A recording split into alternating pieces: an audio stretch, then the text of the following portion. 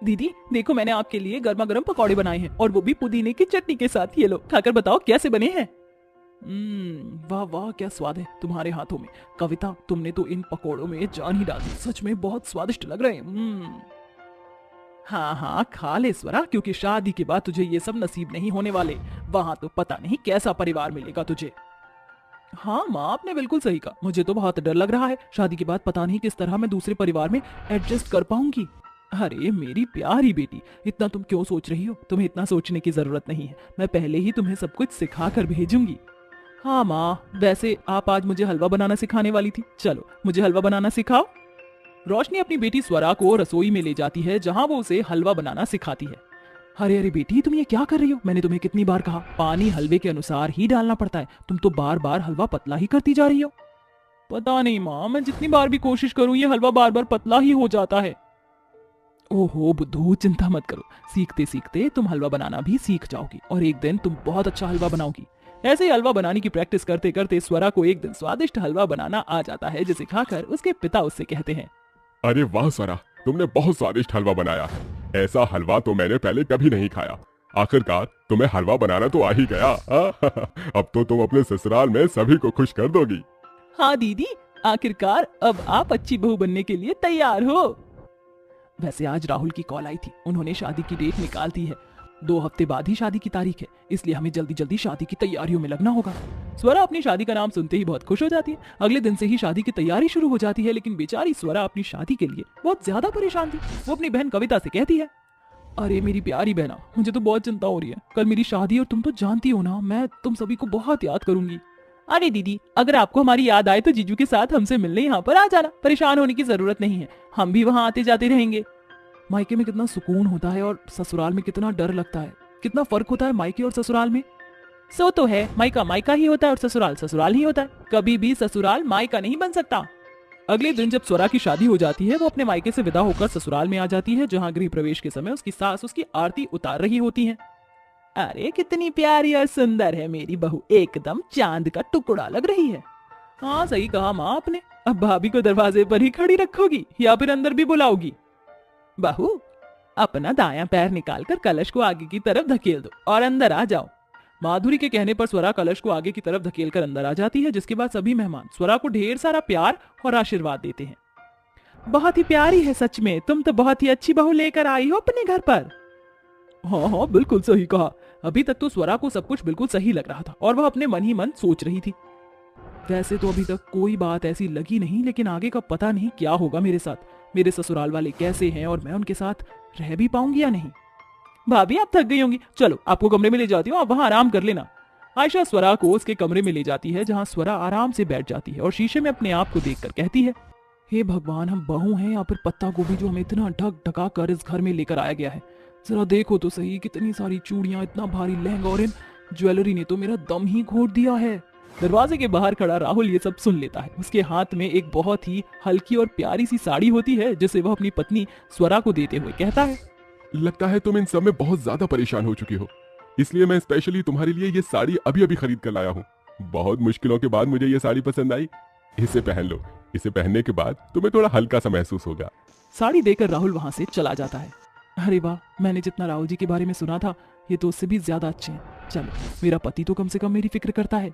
स्वरा फौरन ही अपने कपड़े चेंज कर लेती है और अपने पति की दी हुई हल्की सी साड़ी पहन लेती है। कुछ ही देर में वो सभी सो जाते हैं और अगले दिन सुबह 5 बजे के अलार्म से स्वरा उठ जाती है। अरे बाप रे बाप, 5 बज गए हैं और मैं अभी तक उठी नहीं हूँ। मुझे जल्दी से रसोई में जाकर सभी के लिए नाश्ता बना लेना चाहिए। स्वरा ऐसा सोचकर रसोई में पहुंच जाती है और सभी के लिए नाश्ता बनाने लगती है। सबके लिए नाश्ता बनाने के बाद वो घर की साफ सफाई करके पूजा करने लगती है। ओ मैं तो आरती उतारूं रे संतोषी माता की। उसकी आरती की आवाज सुनते ही माधुरी नींद से जाग जाती है। ये सुबह सुबह इतनी मधुर आवाज कहाँ से आ रही है? माधुरी आवाज सुनते हुए मंदिर तक पहुंच जाती है, जहां वह स्वरा को पूजा करते हुए देखती है।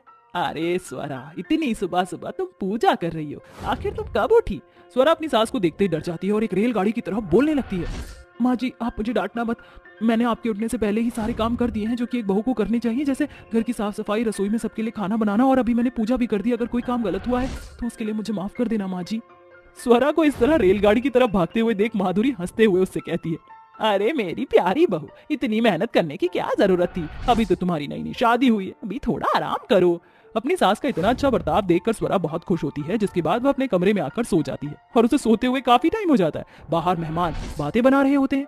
अरे नई नई बहू है, इतना सोना अच्छा थोड़ी होता है। मगर अभी से इतनी छूट दे दी तो आगे जाकर सर पर तांडव करने लगेगी तुम्हारी बहू। भूपेंद्र ये सुनकर अपनी बहू के पक्ष में कहता है, अरे पार्वती दीदी, जो नाश्ता आप कर रही हो ये मेरी बहू ने ही तो बनाया है। बेचारी सभी के लिए 5 बजे से ही उठ गई थी। तभी वहां स्वरा आ जाती है और वहां बैठे सभी लोगों के पैर छूती है, जिसके बाद वह अपने ससुर भूपेंद्र के पैर भी छूती है। सदा सुहागन रहो, अरे दूध हो नहाओ, पूतो फलो। देखा कितनी संस्कारी है हमारी बहू। और ये संस्कार तो तब देखेंगे जब स्वरा बहू हमारे लिए कुछ मीठा बनाकर लाएगी। जी मैं अभी मीठा बनाकर लाती हूँ। अच्छा सुनो, मीठे में तुम गुलाब जामुन बना लेना। वो जमाना निकल गया जब बहुओं से मीठे में हलवा बनवाया जाता था। गुलाब जामुन का नाम सुनते ही स्वरा हैरान रह जाती है और रसोई में जाकर सोचने लगती है, ओहो, मुझे तो गुलाब जामुन बनाने ही नहीं आते, अब मैं क्या करूं? कुछ समझ नहीं आ रहा। तभी वहां आयशा आ जाती है और अपनी भाभी को देखकर कहती है, अरे भाभी चिंता मत करो, मैं हूं ना तुम्हारी मदद करने के लिए। आयशा स्वरा की रसोई में बहुत अच्छे से मदद करती है, जिसके बाद स्वरा सभी को गुलाब जामुन परोसती है। सभी लोग गुलाब जामुन की बहुत तारीफ करते हैं और स्वरा को शगुन देकर सारे मेहमान चले जाते हैं। मेहमानों के जाने के बाद स्वरा अपने ससुराल में बिल्कुल अपने मायके की तरह रहने लगती है, क्योंकि सभी लोग उसे उसके मायके की तरह प्यार देते हैं। शालिनी देवी अपने परिवार के साथ रहती थी, जिसमें 5 बेटे और 4 बहुएं बिपाशा, मेघना, गौरी और जूली थी। शालिनी देवी की चारों बहू गोरी और सुंदर थी, इसलिए गांव के हर घर में शालिनी के बहुओं की ही सुंदरता की बातें छाई हुई थी। एक शाम शालिनी अपनी चारों बहुओं के साथ बैठकर चाय पी रही होती है। तभी बातों ही बातों में शालिनी कहती है, अरे बिपाशा बहू, मैंने तुम चारों को जो काम सौंपा था वो कहाँ तक पहुँचा? कुछ बात आगे बढ़ी कि नहीं? अरे माँ जी, बात तो आगे तब बढ़ेगी ना जब देवर जी लड़की पसंद करेंगे। उन्हें तस्वीरें दिखा दिखा कर थक चुके हैं, मगर उन्हें कोई पसंद आती ही नहीं। जब देखो लैपटॉप पर लगे रहते हैं। आदित्य 25 साल का हो गया है, जल्दी से जल्दी उसे शादी के लिए राजी करो। और एक बात, मेरी छोटी बहू तुम चारों की तरह ही गोरी चिट्टी और सुंदर होनी चाहिए। जी माँ जी, हम समझ गए। चारों बहुएं अपने देवर की मनपसंद खाने की चीजें लिए उसके कमरे में आती हैं। देवर जी देखो तो, मैंने आपके मनपसंद दही बड़े बनाकर लाई हूँ। मेरा खाने का मूड नहीं है भाभी। अरे ऐसे कैसे मन नहीं है? हम चारों ने इतने प्यार से तुम्हारे लिए इतना कुछ बनाया है, प्लीज खा लो। अपनी चारों भाभियों का मन रखने के लिए आदित्य उनका बनाया खाना खा लेता है, पर जैसे ही जूली शादी की बात छेड़ती है तो आदित्य का मुंह फीका पड़ जाता है। देवर जी आखिर बात क्या है? जब भी हम शादी की बात करते हैं आप चुप चुप से हो जाते हैं, मगर क्यों? क्योंकि भाभी मैं किसी और से प्यार करता हूँ। कायशा नाम है उसका, वो विदेशी है। अरे तो क्या हुआ, आप चिंता मत करिए, अब वह विदेशी ही हमारी देवरानी बनेगी। शालिनी की चारों बहुएं कायशा और आदित्य की शादी करा देती हैं, मगर जैसे ही शालिनी अपनी विदेशी बहू का काला चेहरा देखती है तो वह गुस्से से भरकर अपनी चारों बहुओं पर चिल्ला पड़ती है, राम राम राम बिपाशा, गौरी, मेघना, जूली, अरे ये काली पीली लड़की तुम्हें अपनी देवरानी के रूप में पसंद पड़ी थी? तुमने तो कहा था कि लड़की विदेशी है, और विदेश की लड़कियां तो एकदम दूध के जैसी गोरी होती हैं, फिर ये काली क्यों है? क्योंकि माँ जी कायशा साउथ अफ्रीकन है, इसलिए इसका रंग सांवला है। अरे सांवला एकदम जले उपले जैसी ये काली विदेशन। इस कोयला खदान का काला रंग देखकर मेरा तो मन खट्टा हो गया। मैं मरते दम तक इस कल्लो माई को अपनी बहू नहीं मानूंगी। ये कहकर शालिनी गुस्से में कमरे में चली जाती है और कायशा कहती है, I know that she can't accept me because I'm not beautiful. My color is dull. कायशा तुम चिंता मत करो, तुम्हारी चारों जेठानियां तुम्हारे साथ हैं और हम जानती हैं कि माँ जी को कैसे मनाना है। ऐसा कहकर चारों गोरी जेठानियां अपनी काली विदेशन देवरानी के कान में कुछ गुनगुनाती हैं। अगली सुबह घंटी की आवाज सुनकर शालिनी कहती है, अरे ये इतनी सुबह सुबह पूजा कौन कर रहा है, देखती हूँ। जैसे ही शालिनी बाहर आती है तो देखती है कि उसकी काली विदेशी बहू भगवान के आगे खड़ी आरती गा रही है और साथ में उसकी चारों गोरी जेठानियां हाथ जोड़े खड़ी हैं। ओम जय जगदीश हरे, स्वामी जय जगदीश हरे, भक्त जनों के संकट क्षण में दूर करे, ओम जय जगदीश हरे। शालिनी गुस्से से विदेशी बहू के हाथों से आरती की थाली छीन कर कहती है, अरे ओ काली विदेशन, निकल अभी के अभी मेरे घर के मंदिर से, निकल। सासू माम क्या हुआ, मैं तो बस पूजा कर रही थी। अरे शुद्ध से हिंदी तो बोली नहीं जा रही? चलिए पूजा करने। सोचा था कि मेरी छोटी बहू 36 गुणों से भरी हुई आएगी, मगर तुझ जैसी काली फिरंगी के आने से मेरी सारी सोच पर पानी फिर गया ना। तेरे पास रंग रूप है ना गुड़। अपनी सास के इस कहे पर कायशा फूट फूट कर रोने लगती है। तभी उसकी चारों गोरी जेठानियां उसे चुप कराती हुई कहती हैं, चुप हो जाओ कायशा, मत रो। भट जेठानी जी आपने देखा ना, सासू माँ मुझे बिल्कुल पसंद नहीं करती। अरे कायशा, इतनी जल्दी हार मान जाओगी तो क्या होगा? ये भारत देश है, यहाँ पर देसी लोग रहते हैं, जहाँ हर घर में सास बहू के बीच खट्टी मीठी नोक-झोंक होती है। अब हम चारों जेठानियां मिलकर हिंदी में तुम्हारी जुबान साफ करेंगी। इसके बाद चारों जेठानी अपनी विदेशी काली देवरानी को अपने हाव में ढालने लगती हैं और उसे हिंदी सिखाती हैं। अपने अंदर बसे लगन के कारण कायशा कुछ ही दिनों में हिंदी में बात करने लगती है, जिसके बाद जूली और गौरी उसे देसी खाना बनाना भी सिखा देती है। तुम समझ गई ना कायशा, मैंने कैसे खाना बनाया? जी जेठानी जी, मैं अच्छे से समझ गई। इसके बाद कायशा सभी के लिए छोले पूरी, कढ़ी चावल और साथ में हलवा भी बनाकर खाने की मेज पर परोसती है और शालिनी खाने पर टूट पड़ती है। तभी जूली कहती है, माँ जी लगता है आपको खाना बहुत ही ज्यादा पसंद आया है। अरे खाना बना ही इतना जबरदस्त है, खाते ही स्वाद मुंह में घुल गया, पेट भर गया मगर मन भर नहीं रहा। माँ जी आपको पता है आज का सारा खाना कायशा ने बनाया है, इतने खास आपके लिए इंडियन खाना बनाना सीखा है। अच्छा बना था खाना। शालिनी के मन में अपनी विदेशी काली बहू को लेकर भरी खटास धीरे धीरे घटना शुरू हो जाती है। तभी एक दिन पड़ोसने उसके घर आती हैं। शालिनी, अरे ओ शालिनी, अरे तू तो बड़ी छुपे रुस्तम निकली, चोरी चुपके विदेशी बहू ले आई और हमें बताया भी नहीं।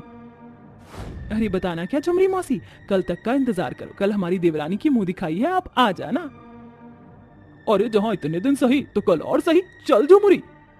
दोनों पड़ोसने वहां से चली जाती हैं और शालिनी कहती है, तुम चारों ने ठान ली है ना अपनी सास की हंसी उड़ाने की, अरे क्या जरूरत है इस काली विदेशी बहू की मुंह दिखाई करने की। माँ जी आप हमारे होते हुए चिंता क्यों करती हैं, आप बस अपनी चारों बहू पर भरोसा रखिए। देखते ही देखते अगला दिन आ जाता है। मेघना कायशा को गुलाबी रंग का सुंदर सा लहंगा पहनाती है और उसे शीशे के सामने बिठाकर उसका मेकअप करने लगती है। जेठानी जी आप चारों क्या कर रही हैं? रिलैक्स देवरानी जी, तुम बस देखती जाओ, हम तुम्हें ऐसा रेडी करेंगे, पड़ोसने तो क्या बल्कि उनकी सारी पुश्ते भी तुम्हारे रूप में कोई भी कमी नहीं निकाल पाएंगी।